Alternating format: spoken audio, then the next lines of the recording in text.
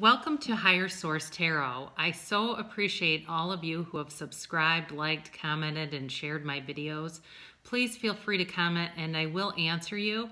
Today's video is going to be an overview of all 78 cards in the Rider Waite Tarot deck. We will first talk about the 22 major arcana cards and then discuss the 56 lesser or minor arcana cards.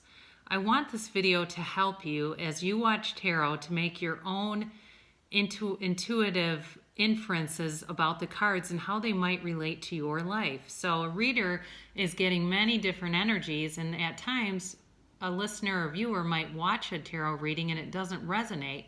However, the more information that you have, the better you will be able to relate to the cards and understand the meaning and how it might pertain to your particular situation. So the Rider Waite is based on the Fool's journey. The Fool represents and symbolizes the soul as it enters the physical realm. Each card represents an experience a person must learn to realize the wholeness in life. So essentially, these experiences marry the soul and the ego so that we're one. We don't want to be two separate entities, the personality or the ego and the soul, interplaying off of one another. The goal in ascending is to become one with the soul. So we'll begin with the 0 card or the Fool. This is the beginning of the Rider Waite deck. The Fool is fresh, clean, new energy. It's a beautiful, clean slate. The Fool stands on the edge of a cliff, as you can see, with a rose in the hand, which symbolizes purity, innocence, in hand to go on a journey and take a leap of faith. The feather in the Fool's cap symbolizes truth. The Fool looks up and out, unaware, oblivious of the challenges ahead. However, at the foot of the Fool, you'll see a white dog, and the white dog is a guide to the Fool because the Fool can be very impulsive and immature. The dog is warning the Fool. The wreath on the Fool's head is a crown of victory because the soul is always victorious. Very carefree and beginning of something new. The white sun indicates that actions taken are guided and directed from above. This is definitely a card of new beginnings, trust, and enthusiasm. Symbol for the soul is the Fool is a child, the child of the divine. And then the number 0 symbolizes unlimited potential. That is the Fool. Next on the Fool's journey, the Fool meets the Magician, which is the number 1. The Magician represents law of attraction and manifestations. In some cases, it might mean that the Fool could be dealing with a trickster, but the trickster will not fool the Magician. The Magician will be able to guide the Fool in seeing how someone might be misrepresenting themselves. The Magician makes things happen and has great communication skills. The Infinity symbol is an ancient Gnostic symbol representing eternal life and the material world. The 2-headed wand that the Magician holds symbolizes that he consciously acts to bring heaven to earth and earth to heaven. It's kind of like fake it till you make it. There's also, you'll see a pentacle on the table, which symbolizes material wealth. And again, the wand in the right hand has a finger pointing towards the earth. And it represents as above, so below. On the table of the Magician, you'll see there are 4 elements. The 4 elements are represented. The cup representing water and emotions. The sword is air and communication. The wand is enthusiasm, creativity, and fire. And the pentacle represents earth and money. The Fool needs these tools as he walks through life. He will be able to accomplish anything he wishes as he makes his journey, with the help of the Magician. The Magician is a transformer, and we are, as souls, a channel of energy. That's the Magician. Next, on the Fool's journey, he encounters the High Priestess, which is the number 2 of the deck. The High Priestess is earth energy, but really primarily Taurus. The B and J on the card create balance between dark and light. It's an intuitive, calm, and passive energy. The blue moon featured in the card symbolizes that the Fool will learn or have secrets and illusions revealed to him. The High Priestess can figure people out very quickly. The High Priestess is very intelligent and can tell when someone is lying to her. It's symbolic of just knowing the truth, trusting your gut and your intuition. This card comes out when the guides are suggesting that you need to trust in yourself. This is a woman of secrets and hidden knowledge. This is a time for the Fool to go within for hidden knowledge. This is also the card of the Psychic. Next in the deck is the number 3 card, the Empress. The Empress is surrounded by Venus, the ruler of love, and is also ruled by Earth. This is also known as the mother of the tarot. She has an energy of a mother. She's very nurturing and loving.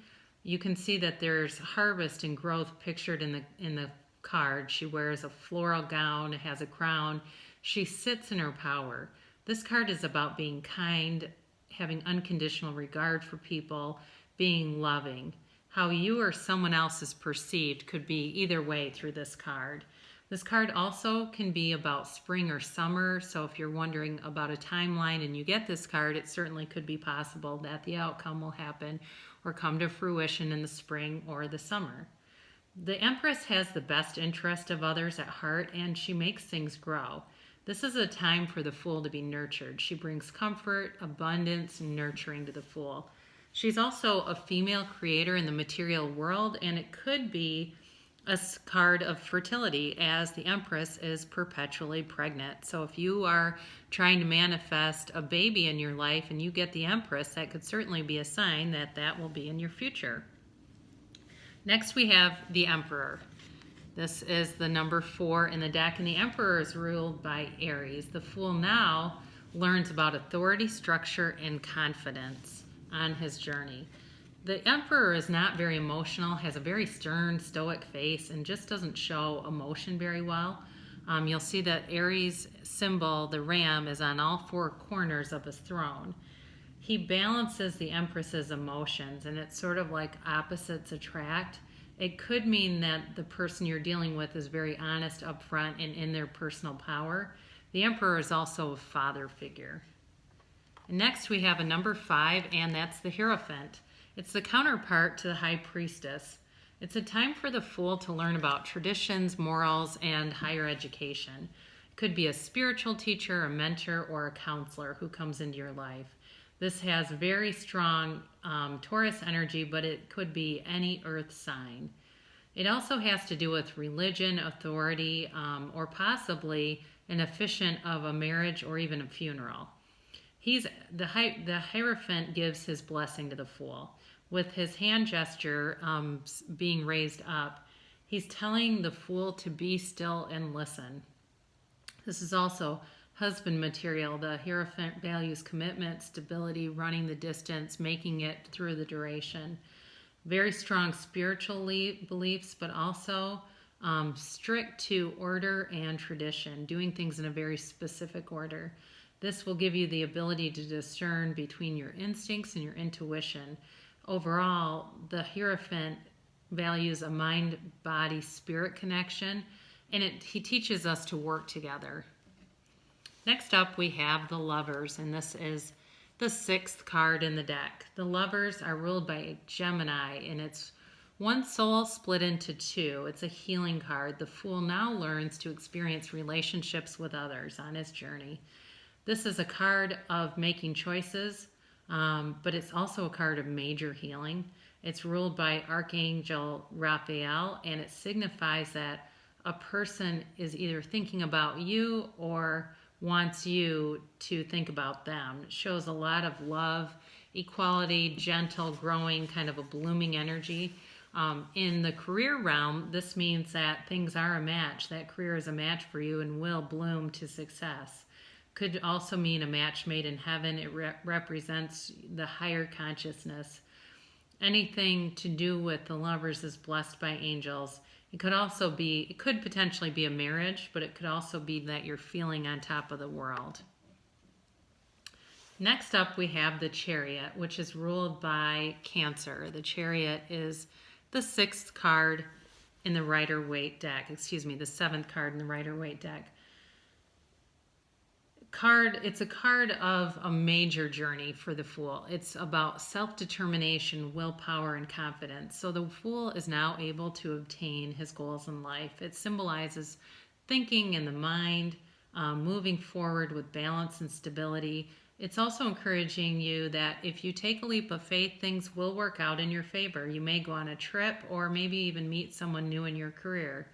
It's generally a very nurturing, positive card, although both negative and positive forces do appear in the card. Things are on the move and they're going to move very well. You're in flow and on the path to spiritual progress. You may also be receiving information from your subconscious if the Chariot appears in your reading. Next up we have number 8, and this is the Strength card. This is ruled by Leo, and the Fool now discovers a time of inner strength, patience, and confidence. The woman places her hand gently in the lion's mouth, as you can see, and the lion's tail goes limp.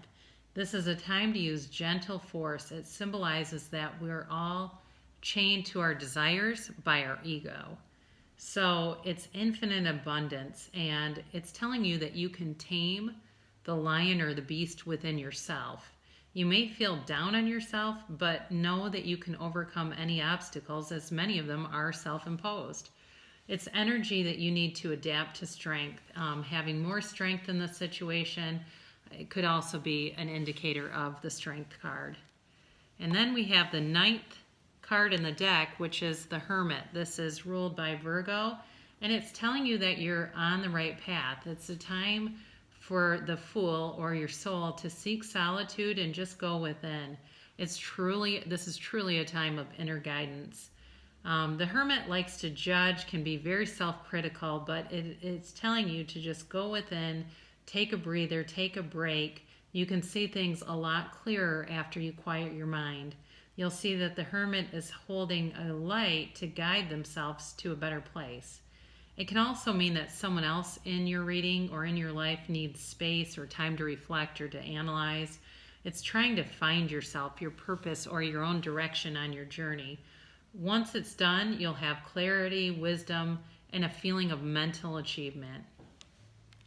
Next up, we have the 10, and this is the Wheel of Fortune. 10s are always a completion of a cycle. With the Wheel of Fortune, this is a symbol of infinite abundance and manifestation. It's truly a time of fortune for the Fool. It's a card of cycles. It's a turning point, a change for the better. If you believe in karma, this is also the card of karma. Transmutation of people to enlightenment. Each cycle we go through is truly transformational. It's knowing also when to hold on and when to let go in your journey. So it represents the fixed signs, Aquarius, Leo, Taurus, and Scorpio. Something more is coming towards you when you get the Wheel of Fortune. It is your good luck charm on your journey.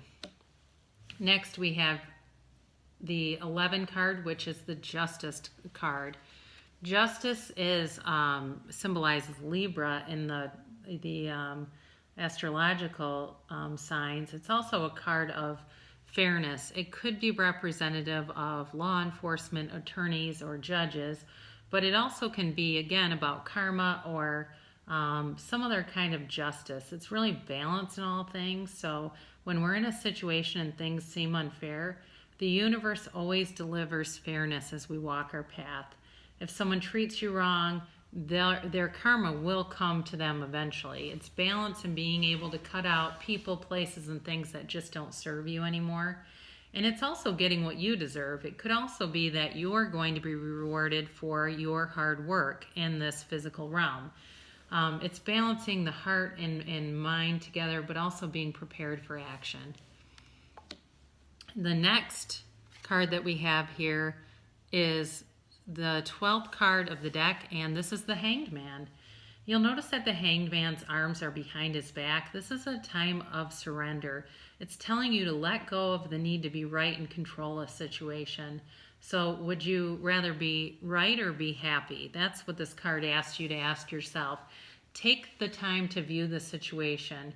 It's very spiritual. It's about being still and calm. There's a beautiful light behind the Hangman that signifies spirituality, awakening, and gaining perspective. It's all about looking at the situation from a different view, from a new way of looking at things.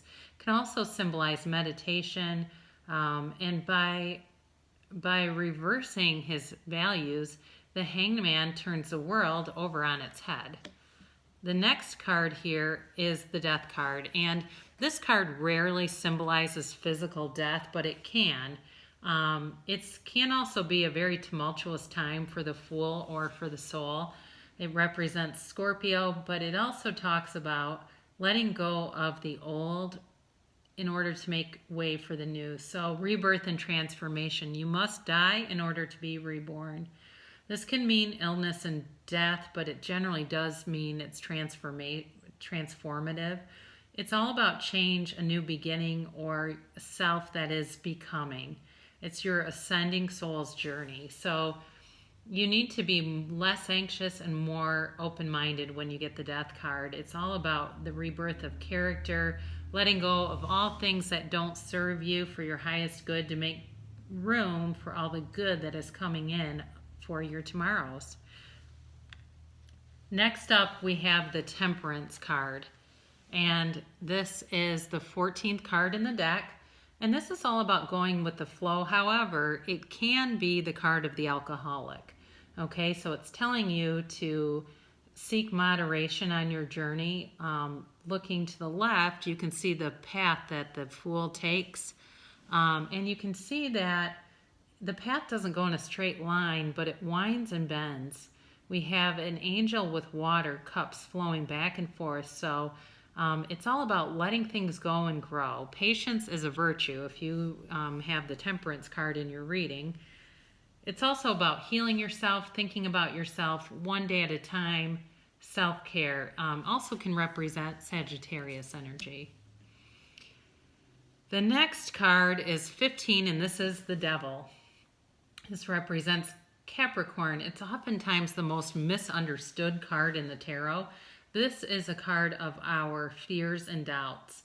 You'll see that the chains loosely hang on Adam and Eve's necks. These are self-imposed limitations. It's bondage by choice. It's all about greed, obsession, guilt, being chained to people, feeling possessive over a person or a situation. But it can be about breaking free of codependence. If you've never read the book Codependent No More and you get this card a lot, that would be a good book for you to pick up and read. It's a card about addictions to alcohol, food, or relationships. The Fool understands that fear exists in his life, but it's also about making sure that you are honest with yourself. And because with this, oftentimes you're unable to see the truth. It is a warning to you not to be overindulgent or greedy in any way of life, whether that's your career, your family, or other financial endeavors. It's about being bound and toxic and hanging on to self-defeating behaviors. It can also be kind of a half-assed attempt at things. It's also represents libel and slander. So if you're in a situation where you believe people are talking about you and you get this card, they likely are. So it's telling you just to relax, go with the flow, let go of things. Now the Tower card is the 16th card in the deck, and the Tower card to me is often like the dark night of the soul. This is a card that tells me if everything seems to be falling apart in your life, it's because you have ascended to a level where you have the skills and the spiritual connection to tolerate it and to ascend beyond it. It symbolizes the universe demolishing something to bring in something better to you. It's a card of quick and sudden change, of destruction and catastrophe. It's also a time for you to learn to release your ego, your arrogance. The flames are a symbol of burning away the ego. So if you are getting this card in your reading, it may be a time to say to your higher self, I let go of every shred of my self-concept. I don't want this anymore. Just take it. Because when you do that, you can release the oppression within yourself and release the old attitudes and the behavior. It's really about too much ego and intellect and too much emotion and desire. It can also be representative of very unrealistic and immature energies. There's going to be a big shakeup that can happen in your life whether you want it or not, but it's always best for you. The reason is always for your good, and in the end, you'll see what the universe delivers to you, but it's very rapid. Next, we have the Star card, which is the 17th card in the Rider Waite deck. And the star is the goddess of truth. Okay, it's ruled by Aquarius. It's a time for the Fool to experience and learn calmness and patience. It's a time for the Fool to have his wishes fulfilled. So it's all about rejuvenation, healing, and self-care. You could be with the cups pouring the water. You could be pouring out emotions, maybe going to a therapist, finding peace of mind in some way. It can be a wish fulfillment card, so wishing upon the star and asking for what you want. It's generally a very positive card. It indicates that you want more, so you're expanding, or you're in the pursuit of something more. So you can end up gaining some kind of recognition. It is also a time of inspiration and fulfilling all that the Fool has wished for. So it's new possibilities. When you get this card, seek guidance from the Spirit. Next is the Moon card. And this is the 18th card in the deck. With the Moon, this represents Pisces, but it's also a card of self-deception. So it can be a cautionary card that there are hidden forces at work. It's a time for the Fool of deep emotions. We lose the sense of self, and the journey can be very difficult when you see this card. Sometimes hidden secrets are not coming to light and there's confusion, but the Moon can guide you. Whenever there's a new moon, write your intentions down and burn the intentions with the law of attraction to have that new moon deliver you your intentions. You take one step and the universe will take two. So close out certain cycles and phases with this Moon card. It can also too be about finding out that someone's hidden something from you, but it's overall a very emotional energy, and oftentimes you will find something you did not expect. Next we have the Sun card. So it's the 19th card, and this is ruled by Leo. It's a time of achievement, success, and attaining goals. You'll see the banner of victory in the card. It's self-awareness. The sun illuminates all things hidden, seeing everything with clarity. So openness, open-heartedness, joy, warmth, happiness, growth. It radiates positivity. It's a beautiful energy, feeling good about yourself, taking the opportunity to do things for yourself through the sun. Next we have the Judgment card, the 20th card in the deck. It's about making decisions and forming a decision where you or someone else has made the decision. It's also a time for a review and forgiveness in some cases. It's a time to let go of the past and get on with the future. It's acceptance of past experiences and moving forward past them. There's truth and understanding when judgment comes into your reading. So break free of limited understanding and awareness of what is to come. It's wisdom and balance, and it's you're being unashamed of your true self. You're being who you are and staying true to yourself if you get this card. It's also being given an option. So with Judgment Day, you must make a decision because the time has come. So regarding a person or a place or a thing, but it's people who are waiting for a decision, and it definitely could impact other people. The final major arcana is the World card, and that's 21. The woman in the center is known as the Dancer, and she wears a wreath of victory around her, stands in the center of the wreath of victory. With this card, the Fool has achieved all that he desires and wished to attain on his journey. The Dancer is usually a mature person who's open to new experiences, and you're in a centered state of emotions and well-being when you get this card. You also see the infinity sign, which means that you are or should be open to the universe and all the gifts that the universe could deliver to you. It's all about completing a cycle and a phase ending. It's karma wrapping up, but a new phase is beginning. So you'll be feeling great. You'll be feeling amazing and with a sense of completion. The World card also can indicate travel and seeing more of the world. So it's starting on a new page. So the next part of the deck is the minor arcana, and we start off with the swords, which are air energy, and the swords are ruled by Gemini, Libra, Aquarius, but in the time of the creation of the deck, swords represented nobility. So swords were an expensive property to have and to master, And it also indicated control over other people. So oftentimes swords indicate change, perhaps sometimes violently around the querent, but it can also be about internally painful lessons or dreaming big. May also suggest higher education, debate, and creativity. So the first sword we have in the deck is the King of Swords. He stands in his personal power. He does not care what other people think. He is often fair and impartial, but he's smart enough to see both sides of an argument. Very rational energy, but can be somewhat set in his ways. Judges other people with a sharp mind and can seem harsh, distant, and somewhat cool. Can be very blunt, not afraid of anyone or anything, but can be standoffish and definitely wrapped up in air energy. Next, we have the Queen of Swords. And the Queen of Swords also stands in her power, but she's not afraid to cut something out of her life. So possibly pain from the past. A very intelligent woman could be someone who's a lawyer or a scientist or a therapist, but highly intellectual and creative. It might be a new idea that you need to share with the world, but this particular queen uses the sword for clarity and communication. She can be brought in to get rid of situations that aren't good for you. Could be a decision that you need to make, but overall, this is an incredible communicator. Quick to cut things out that don't serve her and very free. She's not afraid to express herself. Next, you have the Knight of Swords, which represents very fast communication, full of energy, confidence, but oftentimes it's misplaced and can be somewhat brash and just arrogant. May be also a well-laid plan, but you need to pay attention to timing when you see the Knight of Swords. It can be somebody who's too smart for their own good and will argue for the sake of arguing, but overall they're not afraid and will come in very quickly and can take you by complete surprise. And it's like the way that they are on the horse is almost like they're flying through the air.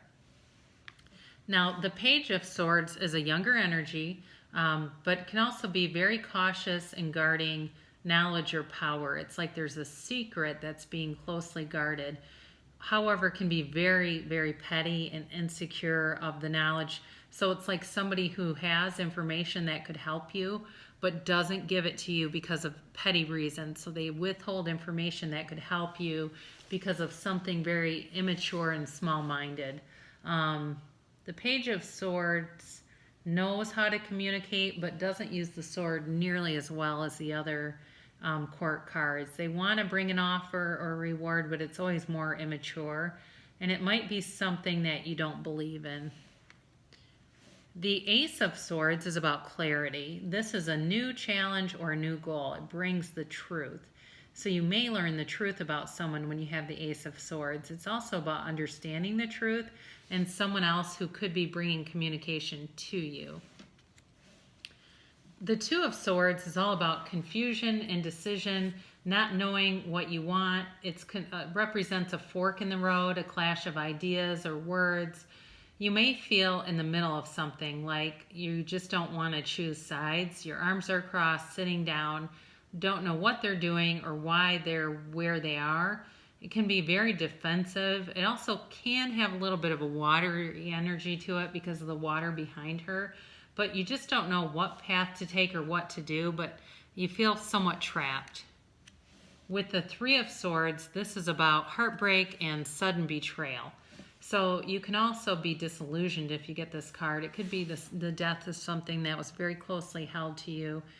Could be depression or just feeling under the weather with the rain and the clouds behind the heart. It's also about being stabbed in the heart, so it could be very heavy, hurtful energy around you during the time that you draw this. Next, you have the Four of Swords, about resting and retreating from each card that we have growth. It's a time to reflect upon life, so making peace, relaxation, and just stepping away from arguments or conflict of any type. It's reflecting on what really matters in your life, so taking time for yourself, not battling anyone or anything, meditating. It's a calm card, so let things be and sleep, a lot of strength. It also could be going to a therapist too, and that's kind of like lying down on a therapist couch. The Five of Swords, this is all about conflict and battling with other people, but you can see that the man in the picture is looking back and wanting to fight while the others are moving away. So his opportunities have given up, or his opponents have given up, but he's still wanting to fight. He is successful in battles. This card depicts winners and losers. He's clearly defeated the others, but he's so overconfident about it. It serves as a warning to you if you get this card about overconfidence. Fives are also about change, so this situation could also be changing. Now the next card is the Six of Swords, and this is about moving away emotionally, taking a trip, but it's also like you're taking some baggage with you. You could be actually taking a voyage, but you're moving towards balance and harmony. You're going in the right direction with a guide. So maybe you're getting a counselor or some kind of a self-help book or a program to help you. It's a happy journey, but may not be completely smooth sailing. As you can see, there's some choppy water on one side of the boat. You're trying to move away, though. On one side, things are calm, but the person is trying to row, and the energy is kind of all over the place on the choppy side. The next card is the Seven of Swords, and this is generally about deceit and betrayal, about doing something behind someone else's back, but it indicates that something was left behind. So the querent should be careful of theft or any kind of loss of power. 7 is generally a lucky number, so with proper precautions, this may only be a minor setback. The message overall is to protect yourself if you get this card, your ideas, your dreams. He's trying to run very fast with his swords, but he's also looking behind him. So it's almost like he's trying to run away from a situation. It's overall not a good energy, and it can be about cheating and dishonesty. The next card we have is the Eight of Swords, and this is about being trapped, feeling trapped and bound, and you just really can't see anything. You're feeling stuck with no escape, but you just don't know what you want to do with your life right now and can't see things clearly, or just not knowing what to do. But these are self-imposed limitations. When we second guess ourselves, we make our position more precarious than it needs to be. So this suggests that there is a way out, and it relates to strength. You have a need for creativity and wisdom if you draw this card. You need to go find resources, but also to overcome fears. It's very confused time to the point where you just feel stuck and can't see any other options. The next card is the Nine of Swords, and we also call this the Nightmare card. It's not being able to sleep at night. Maybe you're having a lot of restlessness and you're overthinking. The querent has their head in their hands. They're thinking about so many things and just not getting an answer or any closure. You may also be experiencing physical pain like headaches or things like that from the mental anguish, and you're very self-focused and self-critical at this time. So it's a reminder to wake up and see the world as it really is. It's not as bad as it seems in your mind. It is a horrible energy, though, of not knowing what you're doing or what you want. The 9 is almost to completion, but not quite. So you're almost out of the cycle, but you're still feeling the pain of this. So it's really about overthinking, analyzing, and worrying.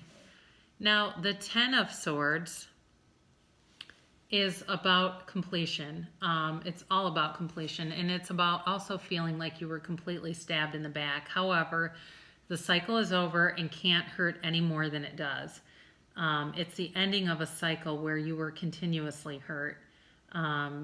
It could also be a finalization of a project or an end to an idea or an ambition, so something that you've kind of given up on.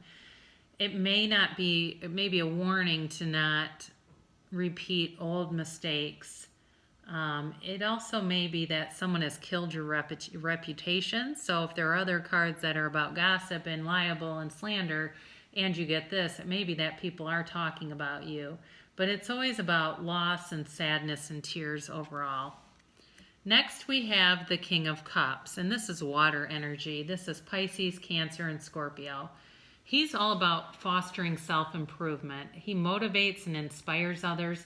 This is an ideal, loving, and nurturing, supportive father figure.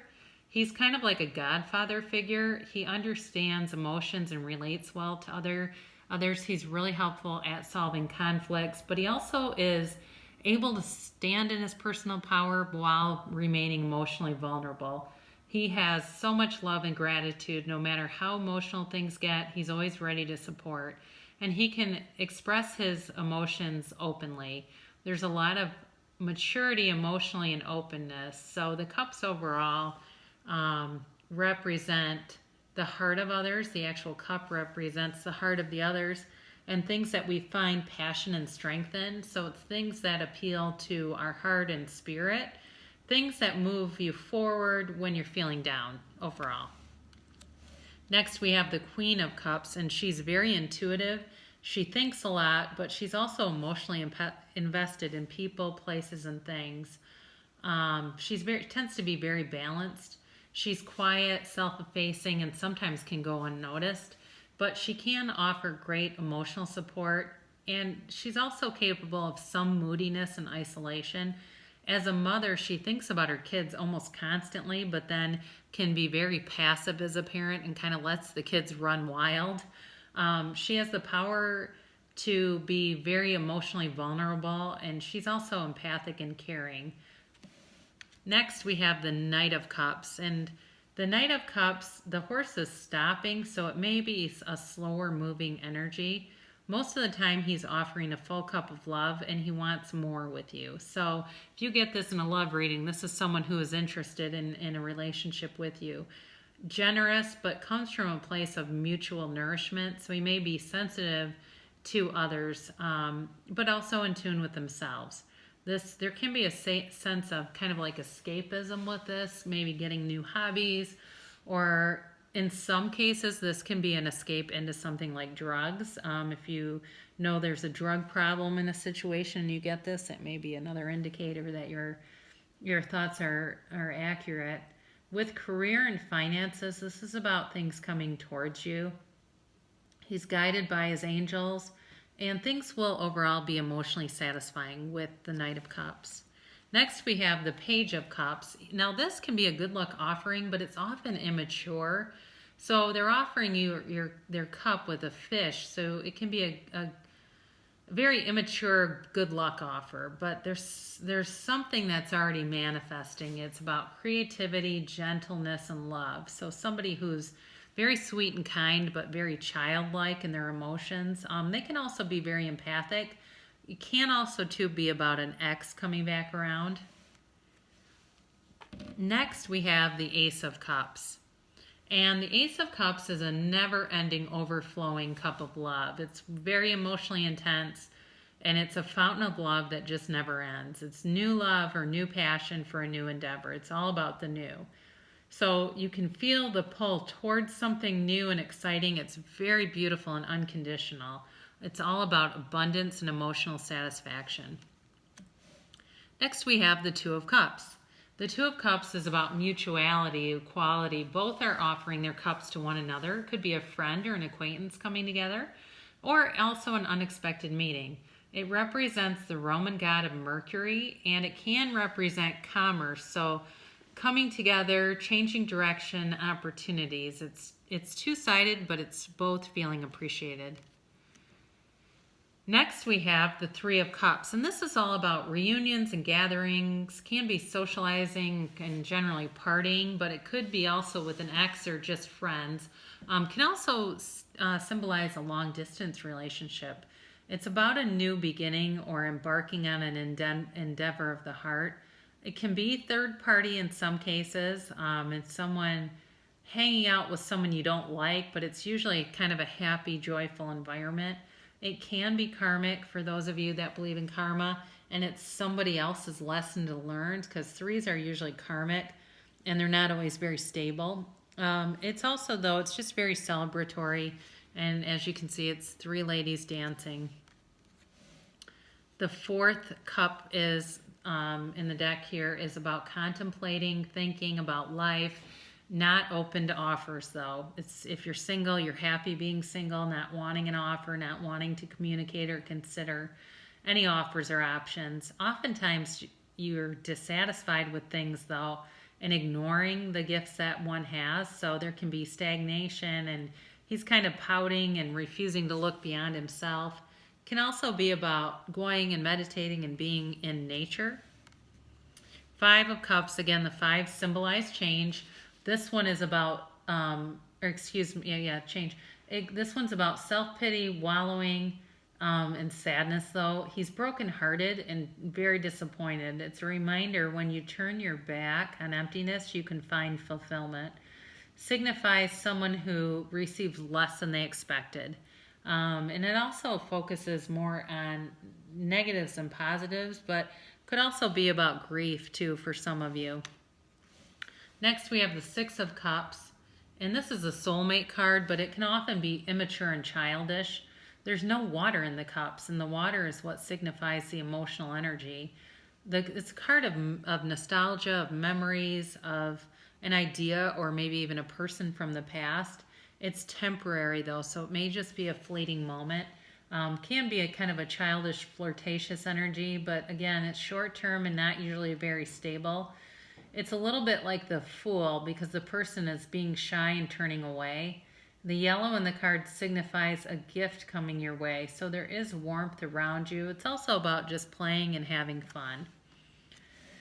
The Seven of Cups oftentimes is about illusion, fantasy, daydreaming, materialism. It's also seeing things through rose-colored glasses, so it may be spirit telling you to take off the rose-colored glasses.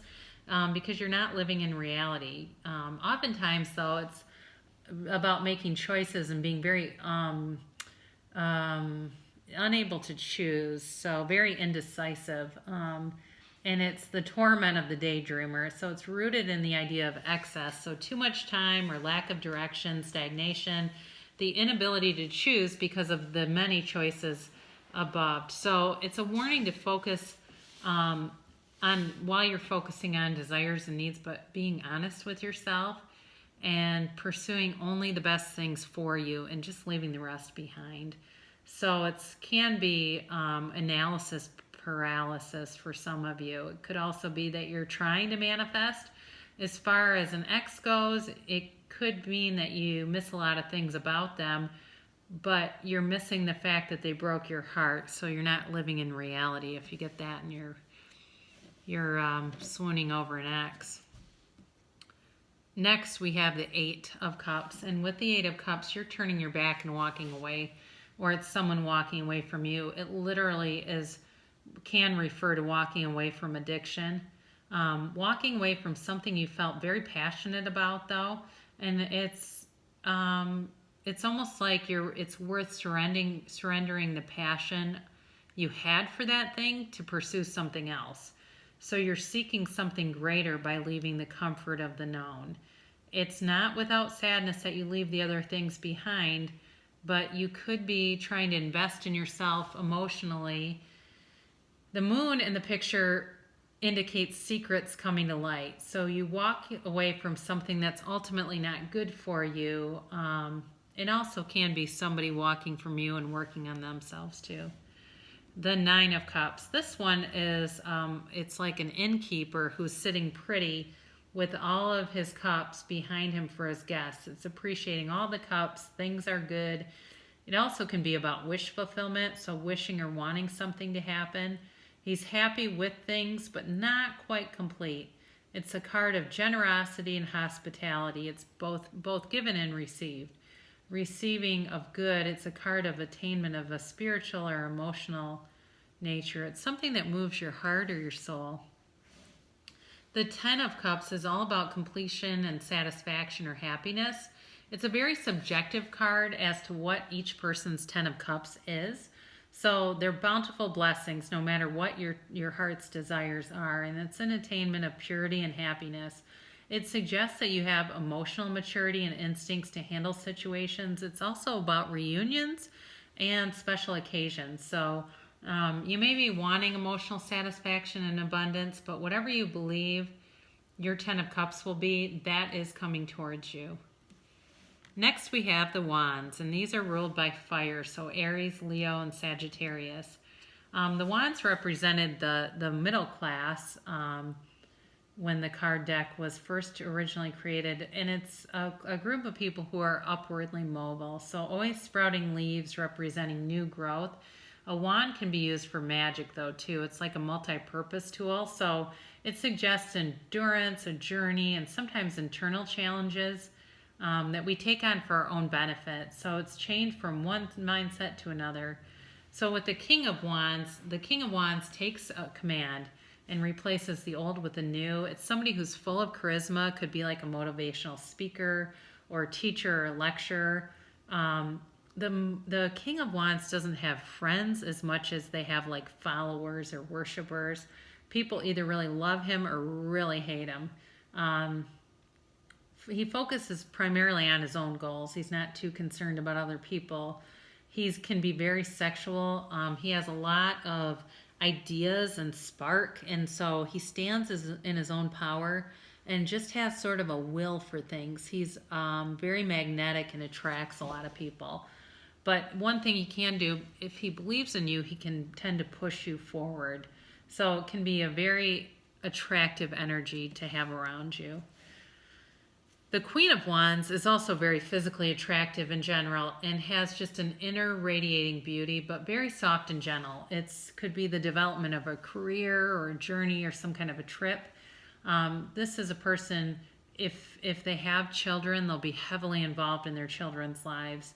They can be inspirational to others. She's very dignified and proud and capable, but very nurturing person. It can signify your own ability to stand in your personal power, but also encourages you to nurture yourself. The Knight of Wands, he comes in really quickly, comes rushing in. He tends to be insensitive to other people's feelings, though, and anytime you see him indicates that there's going to be rapid changes that are almost scary when they happen. He has charisma, and he likes to be the center of attention and just full of excitement and fun, but he can be kind of bossy and unreliable. It's like the kind of person who's late to meetings all the time, can be kind of narcissistic. He has an ability to disappear, though, as quickly as he appears. So if you see him, he'll oftentimes come in hot and heavy, but he can be just a lot of talk, and maybe the action is short-lived with the Knight of Wands. The Page of Wands, he's very proud of his accomplishments, but he's a message of a career move or a trip or entering some kind of a new undertaking. He represents a new adventure, excitement, a desire to follow your mind, and it's a person who enjoys being the center of attention to a charismatic leader. So he does very well with the King of Wands. He also is about action, though. He has the ability to provide action and encourage others. He's generally all about taking some form of action. The Ace of Wands can be an olive branch being offered your way. It's about new passion, could be a new love or a journey. It's very positive, though, something that you've always wanted. So you might have a creative or inspired new idea. It's action energy, like being able to wave your wand and things will just magically happen. So it'd be like, is this person going to come towards me? That answer would be yes if you got the Ace of Wands. The Two of Wands is all about looking at options, trying to make a decision. It's a struggle between choices. So you'll be looking at different ideas, projects, and situations and trying to take action. The Three of Wands is all about waiting on something or someone, kind of like waiting for your ship to come in. He grasps one of the three wands because he realizes the journey is just beginning, but there's still time to turn back. So there's a hint of progress here, but it could be that you're still not fully determined on your path, and you could end up taking or choosing a different path. You could be waiting for someone to come back into your life and confused about which path to take. The Four of Wands symbolizes a foundation. It suggests success with more work to be done. In Hindu weddings, they have 4 pillars, so this is oftentimes called the 1111 card or the wedding or reunion card. It's about 2 people coming together, so happy with a castle behind them. It can be that twin flame, but also a push and pull kind of an energy. It also can be your angel speaking to you and that your manifestations are happening. So spiritually, things are moving forward in the 3D world if you get the Four of Wands. It's about marriage and union. In career, it'll bring joy, the right path, and stepping stones will seem to align along your path. The next card we have is the Five of Wands. So again, this is about change, but it's also chaos, confusing, and fighting. The combatants are all about equal size, and they're kind of play fighting. So it's like an imitation or a sham fight. The activities of youthfulness, so maybe some immature energy, but overall it's about a situation that will change. Might be chaotic for a short time, but a decision will come to fruition. The next card here is the Six of Wands, and this is all about moving forward, regardless of, moving forward with success. There's beauty and a lot of happiness around you, and it's an achieved state of victory, but the parade is not going to be long-lived because, as you know, parades don't last forever. It's a special occasion to celebrate, but the man can't rest on his laurels here. The work must continue. So it's victory in general, and a really happy and great card. It's a great card in career or love, but the success and victory will be coming towards you with abundance. Next is the Seven here of Wands, and this is about moving forward regardless of obstacles. So you're not sitting still here. You're trying to navigate through without giving up. So despite problems, you keep going. The outcome is going to be uncertain, but you're prepared to weather any storms. You need to be aware of challenges or anyone who might stand in your way, so be vigilant if you get this card. The Eight of Wands is all about communication, and with the Eight of Wands, it's an exciting time, and it means that you should brace for change because it can come speedily and very quickly. Ideas and people are coming towards you with regard to communication and projects. So especially if you haven't been in communication with someone or back and forth kind of energy, projects will come, ideas will spark between another person, and there's just a lot coming towards you with the Eight of Wands. The Nine of Wands is all about wondering and contemplating, waiting, making sure that you make the right decision. So you're weighing all the options here. You're not surrendering or just giving up. It's kind of like that last push, that last step of the journey. So you're waiting rather impatiently here, which suggests that there's been some sort of delay or suspension. The Ten of Wands is, again, a completion of a cycle. You've been feeling very burdened, and this is all about carrying the weight of the world. So being burdened with responsibility, but also possibly success. It may be working too hard and just need to lighten the load. So now might be a good time to take on new endeavors to lessen the burden of the past. You can't seem to put down this burden, but it feels like it's too much to take. If it's about your career, it may mean that you are being asked too much of and that you really need to step back a little bit at work. Next, we have the Pentacles, and the Pentacles actually represented the common person. So this is really about the mundane, day-to-day kind of experiences, the practical concerns. It's ruled by Earth, maybe strictly revolving around money or people who influence you financially. It represents, though, path to wealth, but also to long-lasting relationships because the Pentacles tend to be very stable. So with the King of Pentacles, he is also a very strong father figure. He holds marriage and commitment proudly. He's kind and caring, loving. A lot of things grow around this particular card or person. He does have a cautious demeanor, and he would rather take a time of introspection over action. He's worked hard to reach his position, and he plans to stay there. He's going to kind of be someone who plays it safe. He definitely is meticulous in his work. He ensures that the job is done right. He speaks very little, but people really listen when he talks. He's very charming. He has a story to tell about everything. So he doesn't speak unless the moment arises. He also will willingly help people without payment. However, if you help him, he will insist on paying you. He does not like to be indebted to anyone. He's very proud. He's the kind of person who would rather die than be embarrassed. He does like to give back to people, but he just does not, like to feel like he's asking for something of another person. Now, the Queen of Wands is also very proud of her achievements, and she's very humble and stable. She's modest, though, and she's she's at peace overall with material possessions. She is very thankful for the things that she has and the successes that she finds. She also takes comfort in her life, and what might seem like drudgery to some people is actually enjoyable to her. So she tends to be a very simple kind of a person, but is also perfectionistic. She loves nature and animals, values traditions and a sense of community. A lot grows around her, but she's very mature. She's very down to earth and caring, grounded, but also financially savvy. She is the ultimate power couple with the king. Next, we have the Knight of Pentacles, and this is extremely slow-moving energy. He's cautious and protective, and he likely will need to be prodded into action. Very practical and responsible, though, thinks in terms of the long term, so which is part of why they take so long.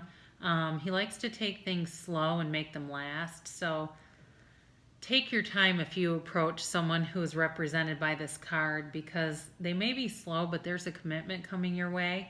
In career, promotions will come, but it'll be slow moving. Financial success is slow, but it's in the long term will be very stable.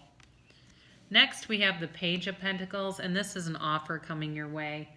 Money, a commitment, you're being offered very proudly, though, and with a bit of luck, too. So it's hard-earned prosperity, could be a new endeavor or an opportunity related to employment or long-term happiness. It's somebody who enjoys like fixing things or hands-on work, very playful, energetic, can be a little bit more on the sensible side for being a page.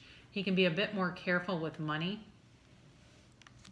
The Ace of Pentacles, this is always about a resource coming your way. So new luck, health, or prosperity. Long-lasting changes such as a new friendship coming towards you, abundance, allowing for growth, could be love, money, or a new chapter starting in your life. The Two of Pentacles is about balancing multiple things. You're on an emotional roller coaster with this card. It's balancing the physical aspects of life, but constantly making choices to keep life in balance. So you're trying to balance as smoothly as possible. You're just juggling and balancing. It's a rather exhausting card. The Three of Pentacles is all about teamwork. It's a card of new beginnings and further opportunities, so your work will be rewarded. It's about collaboration and relationships and partnerships, but you're doing it more for the satisfaction of work done well rather than monetary gains. You're not just focused on the outcome, but more on just doing a good job. So you want people to be satisfied and feel happy, and you're building a foundation with this card. The Four of Pentacles is the miser of the tarot, so he's holding on and not wanting to let go, not sharing his feelings, holding back, not speaking. The Querent in this card is in a position of good health and finances, but is holding on too tightly and just too afraid to take chances. Holding on for dear life, they're blocking their heart, and they're just not willing to go with the flow of life or to transform. The Five of Pentacles is feeling left out in the cold, but one thing to note with this card is even during difficult times, the people on the card remain together, even though they're shunned by the people inside. So it can be a card of misery, but it's also a reminder of the constant support of others. So true friends or partners will stay by your side. If you're rejected by one society, like these people are, you can create your own like they have. You can never lose everything. It's a card of change because it's a 5, but it's like being excluded from something greater. So you may get left out of a situation, or you may leave someone out. The Six of Pentacles is all about balance, equal energy, and a give and take. So it reminds the Querent of both sides of giving and receiving. Assess what you can give, but also what is being offered to you. Don't let your pride get in the way of receiving something. If you're asking, is this person worth it? Then the answer is yes. They're balanced and will reciprocate. It's a perfect balancing. The Seven of Pentacles is all about planting your seeds and then having the patience, to sit and watch your crop come to fruition. So you may be doubting your hard work. It's thinking about the next step and wondering what's next. Is the next thing going to bring you happiness? The Eight of Pentacles is all about working hard. So you're lining up your coins, but it can be a very slow and challenging way. It's generally a comfortable card to have, or comfortable energy to have around you. You're very focused and accepting. It's all about acceptance and recognition that hard work can bring us to where we want to be. So very simple pride in work and reminder to pay attention to details, kind of a nose to the grindstone type card. It's all about the elements working together. So work on yourself, or it could be the other person that needs to work on themselves. The Nine of Pentacles depicts a small paradise. Could be a new car or a new home. It's a small indulgence that satisfies you tremendously. So it's the attainment of like some kind of recognition, such as that proverbial gold watch at work or the new corner office. You're also in commune with nature, so goals of health, luck, money, or solid work are achieved with the Nine of Pentacles. Now the Ten of Pentacles, this is the wealth card. This is about harmony, comfort, but everyone shares in the wealth. It's a reminder to create good wealth, goodwill, and harmony. So as you can see, the young, the old, nature, animals, all are represented with the Ten of Pentacles. So thank you for joining me today in the explanation of the Rider Waite Tarot deck and joining me for this Fool's Journey. I appreciate you watching. Please feel free to share this video, comment, subscribe to my channel, Higher Source Tarot, and I will come out with videos every week for tarot readings for each astrology sign, monthly readings, and the year ahead. Thank you again for watching.